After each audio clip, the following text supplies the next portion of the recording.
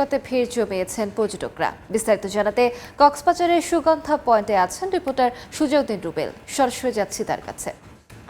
রুবেল, সাপ্তাহিক ছুটির দিন মানে কক্সবাজারের পর্যটন ব্যবসার চাঙ্গাভাব। বিশেষ করে 5 শতাধিক হোটেল থেকে শুরু করে 5 শতাধিক রেস্টুরেন্ট এবং সহস্রাধিক বার্মিজ যে পণ্যের দোকান রয়েছে, সব জায়গায় মানুষের ভিড়।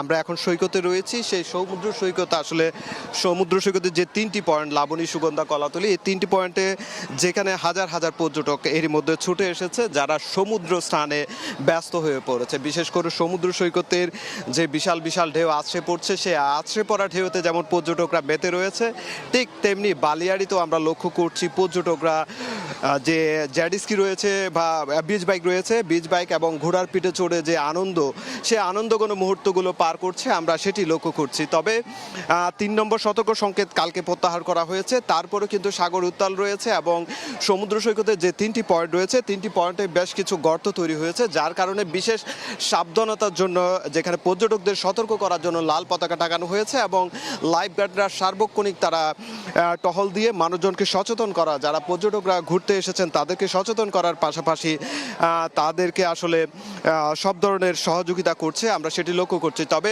ট্যুরিস্ট পুলিশের পক্ষ থেকেও লক্ষ্য করছি তারা মাইকিং করে পর্যটকদের যে সচেতন করার বিষয়, সেই সচেতনতা করছে।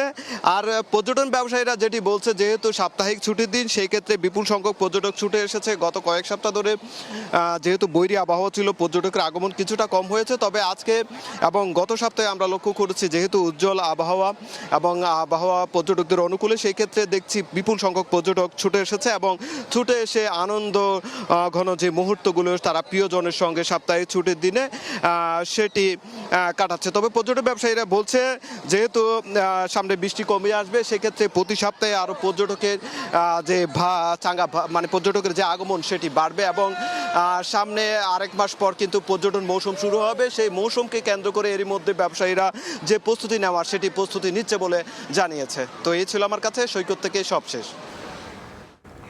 সরাসরি যুক্ত ছিলাম কক্সবাজারে।